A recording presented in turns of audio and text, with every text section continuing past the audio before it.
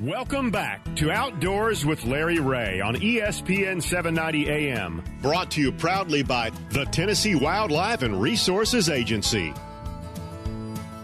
Hey, welcome back to Outdoors with Larry Ray. And again, good morning to all you good folks in Brownsville on 1520 AM, 95.3 FM, Jackson, Tennessee, News Talk 101.5, and right here in Memphis on AM 790. Shelby McCall is my show producer. And we've got a next guest here. We've gone from the fleshy fun guy to the things to do before you die. And I don't know if eating one of them mushrooms might fit right in there, but I thought, what a perfect segue for Tom Adkinson to follow the fleshy fungi of Tennessee National Wildlife Refuge. He's probably written about everything. Tom, I don't think I've ever talked about fleshy fungi on 23 years of Outdoors with Larry Ray. So I tell you, I have followed some tough acts, but fleshy fungi. That's going to be tough for it's going to be tough for you, Tom. Particularly when we're talking about something you need to do before you die too. So this has got me in a real pattern here. You know, I got to get some of these things done before I die. But Tom has written a book, a third edition of 100 Things to Do in Nashville Before You Die, and that's our good friend, as I said, Tom Adkinson. Good morning, Tom. Good morning, sir. Let's talk about this, because I've been through it and I've read it, and you know, we all know there's a lot of competition between Memphis and Nashville, and I got to think about this when I looked through the book and saw the topics and everything else. That was it hard to cut it back to 100? Because I was kind of making a list of things in Memphis, you know. How did you whittle it down to 100? What did you start with, 2,000?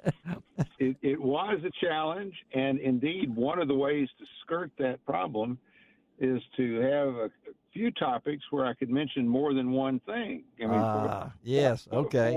For instance, the concept of meat and 3 restaurants. Yes, okay. Which means a meat and 3 vegetables. Food historians say that started here. I would be a total fool, not just the partial fool that I am, if I said, here's the best meat and 3 in Nashville. So I named about 4 of them. Yes, you did. Yes. Okay. So indeed, I that's the way I got around the 100 things. But it's pretty close to 100. It's pretty close to 100, and it's a very lineup of things here. Now, a couple of things really hit me, and not just the Restrooms Hall of Fame was the one that just jumped out at me from the Hermitage Hotel. I've probably been in that and never thought about that before. But it is one classy place to go to the bathroom. Yeah, you got it. I thought about that, and the guy that plays the fiddle up at Branson, that you go in and he's got gold everywhere, you know. But I always say when I went in the Hermitage Hotel restaurant, I thought I'd see Andy Jackson in there. You know, I mean, but I never thought about it as being the Restrooms Hall of Fame. But your subject matters. So your listeners don't wonder too totally much. It is a classic Art Deco designed restroom. I wanted you to say that, Tom. I wanted to come from the authors, you know. I mean, this is a legitimate book. It really is a pretty place. Yeah, I'm glad we didn't do the show on April 1st, because a lot of people would not think I'm doing this right. But the list itself, even the bucket on the cover, Tom, I was I really liked the bucket. I don't know if you added that to it or not, but it says on the cover, 100 things to do in Nashville before you die. And then it's got one of Tom's old buckets sitting right there with his name under it. You know, so I figured that's got to be Tom's bucket. And that's your bucket list, right? I mean, you got it. And in keeping with an outdoor show, there are a lot of things in the book that get people out and about in the outdoors. Well, sure, you got to. The very nature of the book is to encourage people to get out and explore and do stuff. Yes. And some of it is. I put them in the gimme category. Like gimme, yes, yeah. I mean, the Parthenon's going to be in there. Got to be in there. Grand Ole Opry's got to be in there. You know, these things. Things like that. Yeah. But I have some more unusual things in there. One outdoor thing is I think pretty pretty neat. It's not necessarily funny, What? but there's a fancy street in Nashville called Belmead Boulevard. Sure, yeah. And it's out through the old rich part of town. Yes, it is. And it ends in it terminates into Percy Warner Park. Yeah. And at that point is the biggest flight of stairs, stone staircase that goes up into the park. And I grew up not in Belmead by any means, but Belmead adjacent. Uh-huh. And going over to the stone steps and running up and down the steps and just frolicking out there was a fun thing to do. And now people to exercise out there. I found out that thing has a name. Oh, it's called the Allee, Allee. So I get to tell people, it says, you need to go to the Allee. And they say, what in the world are you talking about? I say, oh, the stone staircase at the end of Belmead Boulevard. And they say, oh, I know that place. Yeah, they know it. Yeah. But most people have never climbed those steps. And that's what I encourage people to do. And that's exercise for sure. But you go through, he's got music and entertainment, sports and recreation, and you can do some of these things that I've been to many of these, but I've never thought about them as shopping and fashion. I know that had to be a real treat for you, Tom, so you're such a fashionable person that you are. I tell you, brand new in the book. Yes. In the Got to Do It in Nashville category in the shopping area. Yeah. Friedman's Army Navy Supply Store. Okay. Yeah. Friedman's has been around since the 70s. Okay. Family owned. All right. And it is a classic outdoor store. It's a classic outdoor store. Okay. All right. So that's when I look at Meet Little Bertha at the peanut shop, this is I couldn't stop myself from just reading the titles to these places and without getting a kick out of that. To me, what you've written, Tom, and Tom, of course, I didn't know he and Marco Polo went together very much. I didn't. But he is a member, the Marco Polo member, Society of American Travel Writers. Of course, I've known Tom from his days in.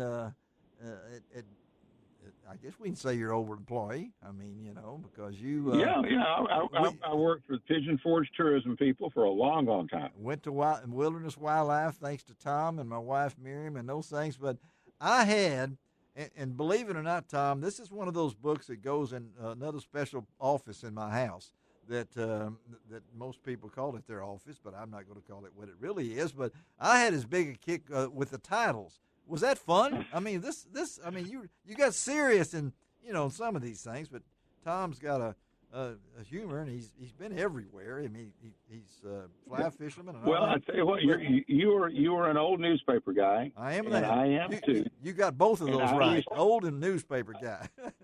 Right. Yes. And I worked on copy desks. Yes, I did daily too. Newspaper. Yes. Yeah. So, as you know, Larry, it's a dying art now, Tom. It's a dying art. It is a dying art. Yes. But I got to write headlines. Headlines. That's what I thought. Yes, these are wonderful. So writing the heads on the things on the anecdotes in 100 Things to Do in Nashville Before You Die was a big part of the fun for me. That's because a lot of people don't realize when they read a story, they think that same writer wrote his headline. That just never happened in my time. It didn't. We had to write the headline as we edited the copy, and Tom has now written the copy and he's put the headline on it, which to me, Tom, is an important part of the story that you tell in this very nice paperback book, folks, that you can keep and all the different things. But it looks to me like this was a fun thing. I mean,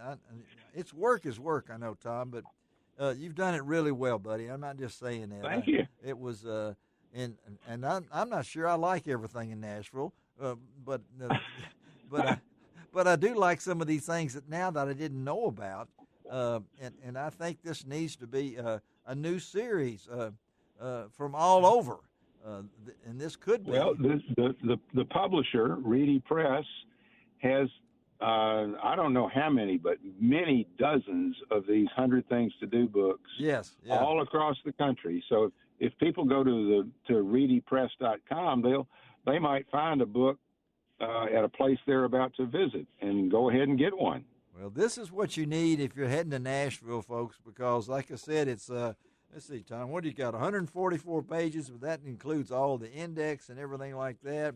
He's got 4 pages of index, but let me just give you a quick, if you're wondering about this, I like Pick and Grin. That's always one of my favorite things. Where's this other one? Take a lazy float, admire the Cumberland River, bring your guitar or banjo to a full moon picking party. That's what I need. That's what I need to do. But it's just like a fun thing. Bend an elbow. I go, Tom. That's got to have that in there. Bend an elbow at a Nashville tap room. You bet. And do a slow burn with Nashville hot chicken. But okay, so Tom, tell our listeners out there where they can get a copy of this. Well, if you're not going to be in Nashville, the first place I would recommend is Reedy Press. Reedy. REEDY. Okay. PRESS.com. All right. Okay. And that way you'd see some other books. If you're in Nashville, Parnassus Bookstore or Landmark Booksellers or the Omni Hotel right downtown in the thick of the visitor area. You can get it on Amazon, but Reedy will open up more doors to you to other books. I've already been to Reedy, folks. There's a lot of interesting things in there. But Tom Adkinson, thank you, buddy. I'm going to put this all the information on LarryRay.com. I might even put my picture with the book because I've really fit into that thing. Looks like one of my buckets right there for sure and everything. Appreciate you, Tom. Thank you, buddy, for being with us on Outdoors with Larry Ray. Okay. All right. Y'all have a good rest of the weekend. Bye, bud. We will, Tom. See you, buddy. All right, let's take a break. Be right back.